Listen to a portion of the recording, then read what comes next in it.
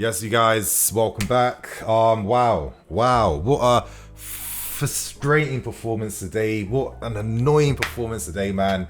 Let me just have a little bit of a rant for just a few minutes here, please. Because obviously, this game today, I've been anticipating the rematch against Man City since the fixture list came out. Playing the first game against City at home too, I expected a lot more today. A ton more, considering that we've been so excellent against them in these past 3 games. Undefeated. Today, this was absolutely just a flop from the start. I felt like this was one of Tuchel's first mistakes, and listen, I'm going to be critiquing, I'm going to be venting my frustration, but please remember, I'm not an idiot at the same time. You know what I mean? We're still having a great season. Things aren't completely, terrible at this point in time. And the reality is for me is that this game was just like a minor blip. I'm going to keep things absolutely real, yeah?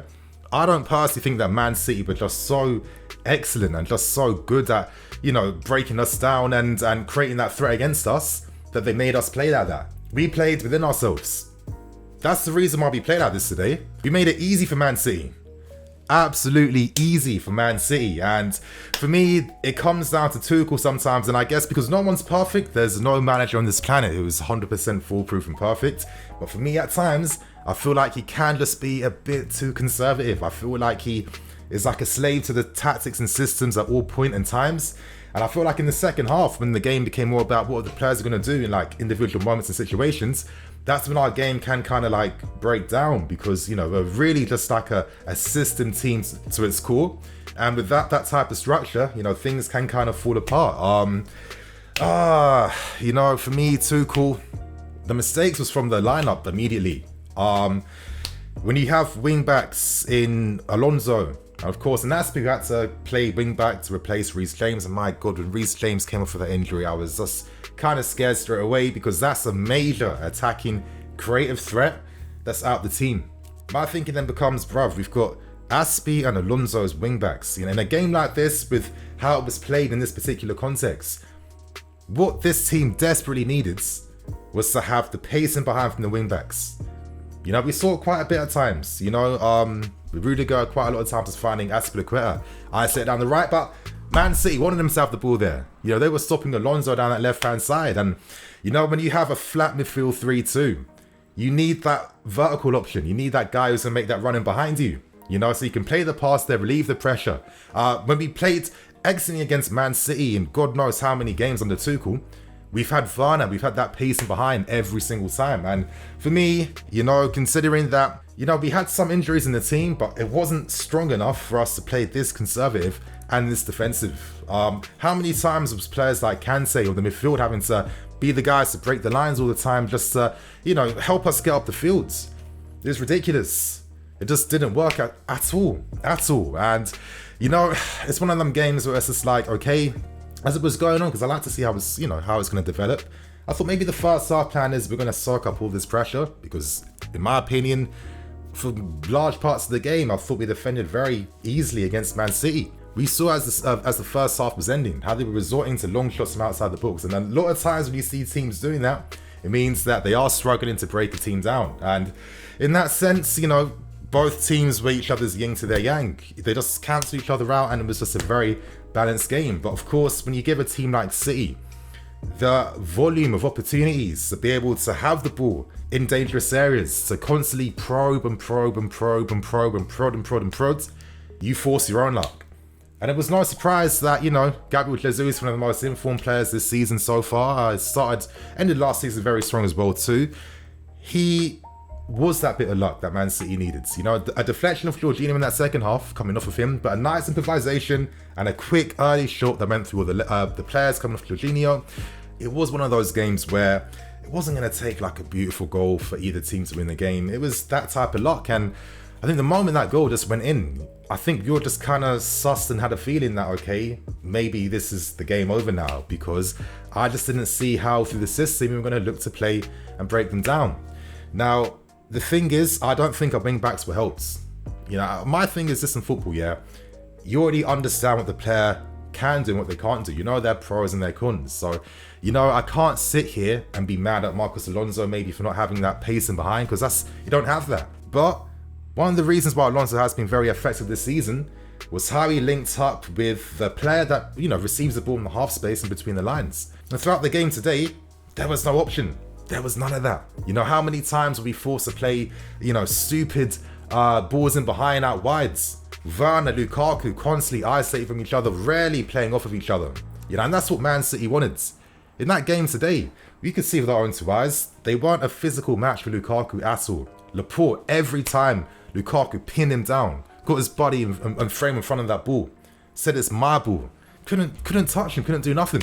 Yet, my thing is, isn't it mad how often we fail to create that type of opportunity? Lukaku's been brilliant this season, being that platform up front for us. You know what I mean? Ball to feet, holding off his man, allowing and encouraging runners in behind him. And today we were using him like some isolated, lone target man. Second half, what a waste. He's inside the box, waiting for dead cross from Azpilicueta and Marcos Alonso. And it's just like, what? We haven't even been playing like this throughout this entire season. You know what I mean? Why did we not play brave? For God's sake, we were at home. We played at home. Yeah, this was like a prime Antonio Conte performance. It's ridiculous. Like I'm saying, you guys, for the wing backs to do something, they need the option in the half spaces. And of course, for Lukaku to do something, he needs to have players playing close to him, which we didn't want to do for some reason. I felt like we made things very easy for Man City in that respect. I mean, of course, why did they do so well against us today? It's very easy, it's very simple, and it has been something we've seen teams do against us over the, many a season. Maybe you do play a back three, and that's stopping the wing backs getting forward, which was just very easy today. I mean, do you see how high Cancelo and Walker, they were right up there, by the byline, pinning Alonso and Azpilicueta back. And then Man City can play like that because they had that protection at the back. They had their centre-backs deep with Rodri, of course, just anchoring in front to create the overload against our strikers. And of course, with how they just really pushed us back in our own half. Yeah, of course, we defended very well, very compactly. We were playing out from the back quite a lot of times, but every time it came to advancing that ball to the attack, there weren't enough options, wasn't enough men. We were too deep. The gap between the attack, our strikers, and the rest of the team was way too big, which made it super easy, extremely easy for Man City. So for me, as I'm stressing, I wasn't seeing the Man City team I was even feeling any fear today. I'm being deadly honest. How I see this team now is completely different to how I used to see us in previous seasons.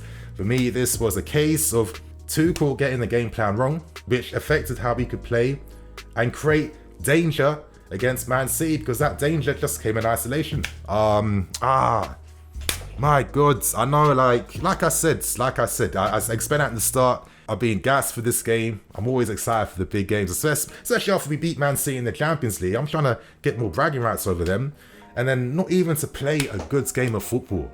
That is what I can't accept, man. That's what I'm not happy about. Just to play so negatively. You know what I mean? I just don't understand it sometimes. We could have just maintained that 3-4-3. Believe in the players, for God's sake. What's the point otherwise? It's a surprising Chilwell. When are we going to see this guy in the team? What the hell has been happening with him? He is that perfect option that could have been very helpful today. Just that pace and behind. Desperately needed. Of course, I'm looking at the midfield as well too. Of course, Kante, cover George, it was very good, but again, when the wing backs aren't getting high and wides, what the hell can the midfield do? How can teammates support each other? They can't do that whatsoever. And for me, wing backs in our system can never, ever fail to advance, because if they do, well, it brings back all those Antonio Conte flashbacks from the 17-18 season. I don't know, man. I don't know. I felt like Tuchel today, especially with the fans at home, you got to go for a lot more. I'm seeing Tepper substitutions. I'm seeing Loftus-Cheek coming on way too late to influence the game. And of course, he comes on, looks sick. All this shit I've been hearing about people telling me about, can Ruben play as a pivot, blah, blah, blah. Why is it that guys that just don't know these players like that always have to comment what they don't know? It's very frustrating. All I'm going to say to that is, when you see how the system has protected Jorginho and Kovacic from a defensive point of view, restricting the spaces for them in which they can press and close down their man, why is that not going to apply to a Ruben? You know what I mean? It doesn't make any sense, especially with his skill set. And of course, when he came on, he was looking to break those lines. He was looking to bring that creativity, but you gave him 50 minutes to do what? And then just seeing how we played, that was just the most frustrating thing, man. Yeah, just how we ended it, just hoofing balls into the books, bringing on Kai Havertz to do what?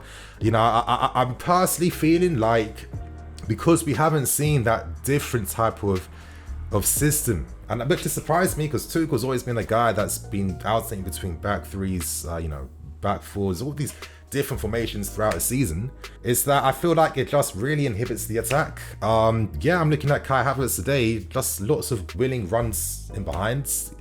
I feel like we don't even get to see his quality as much, because the attack's all about their runs in behind and movement instead of the ball going to feet and stuff like that.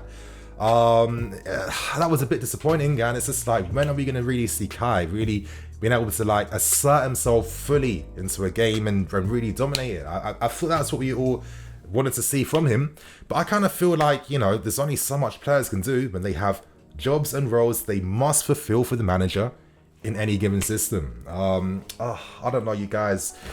Just seeing like the lack of threat today and just forcing dead opportunities, that was just the most frustrating thing. Of course, I didn't think this was absolutely terrible, in the sense that, players still gave it the all. I thought we saw some very high level, top level defending too, against a Man City team where they would have got a lot more goals earlier if it was against worse opposition.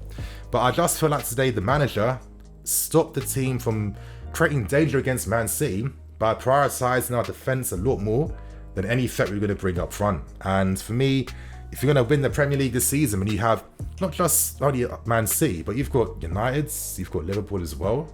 I mean, this could be one of them seasons where there's 4 teams who have the quality now to potentially win the Premier League. So these types of games become even more important, because the point tally coming in the season is going to be a lot tighter, and the distances won't be very far at all. So you can't afford to, waste opportunities like this, which I think we did. And I keep stressing, we didn't play our game. And for me, there was kind of no excuse for that, especially when we've played our game against them in 3 separate occasions, beating them, being the better team by far, and then to revert back because, well, maybe Mount's not playing and that's enough of a reason to revert to type. I mean, come on, man. That's not good enough, and that's not going to be the mentality that's going to make us win this Premier League. Of course, I'm just going to give some final closing thoughts real quick. Edouard Mendy, absolutely world class. I mean, how many times did he just leave his goal line just like that? Reads that danger perfectly, makes himself big. I mean, 2 occasions he stopped 1v1s from going in. Incredible play. I thought Kovacic was a bit of a game of 2 halves. I thought defensively was quite good today. He was relieving pressure out from the back. The press resistance was key, and on 2 occasions, he broke the lines and created something out of nothing. But what I stress about him every single time is an improvement I'm not seeing. And that's that, for me, what he needs to elevate his game to the next level is to have that final end product in his passing. Now, that pass Mount played to Havertz in the Champions League final, people just kind of dismissed it because they thought it was easy, but, just ignoring the pace and the weight of the pass, and, how Havertz didn't even have to change his direction to get on the end of that. There was 2 occasions where that pass to Werner, I'm sorry, in a moment like that, you have to get that right. We've a Chelsea Football Club, we've seen players, the Lampards, etc. Games going against you, that quality in the moment changes the game in your favour, and we're back. Mess it up, and on another occasion, mess up to Lukaku as well. For me, if I'm being dead serious, it's not the first time Rubens kicks him out of the team. I think he's a great player. We've got great midfield players. They're all going to compete, but I'm not seeing anything that will justify why anyone really, other than N'Golo Kante and Jorginho, really just justify being the main 2. But yeah, you guys, I mean, that's all I feel I can say. There could be more content coming out today. Of course, stay tuned for that. But we kind of fumbled it and kind of wasted everyone's time today, and I'm hoping that we never, ever, ever see this type of weakness again. So you guys, on that note, I'm Nini FC. This is Blue Lions CV. I'm not a happy guy today, and I'll see you guys soon. Cool. My God.